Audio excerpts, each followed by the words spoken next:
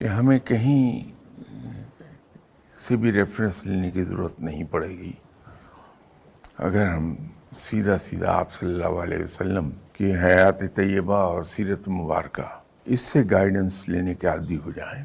اسلام پھیلا ہے مسلمانوں کے کیریکٹر سے۔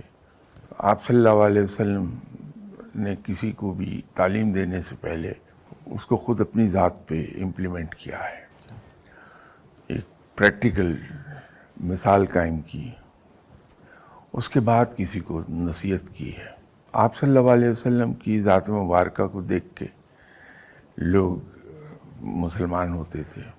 وہ صحابہ کرام کی تربیت آپ صلی اللہ علیہ وسلم کے دست مبارک سے ہوتی تھی، ان کو دیکھ کے پھر آگے روشنی پھیلتی چلی جاتی تھی۔ کسی بھی چیز کو مؤثر کرنے کا بہترین ذریعہ یہ ہے کہ انسان کی اپنی ذات پر وہ چیزیں لاگو ہوں پہلے، اور لوگ اس انسان کو ان تمام باتوں پر عمل کرتے ہوئے دیکھے۔ اور یہ بات جو ہے یہ صرف دینی معاملات میں نہیں بلکہ دنیاوی معاملات میں بھی یہ مؤثر ایک ہی صورت میں ہوتا ہے کہ انسان پر اپنے ذات پر پہلے اس کا نفاذ ہو جائے۔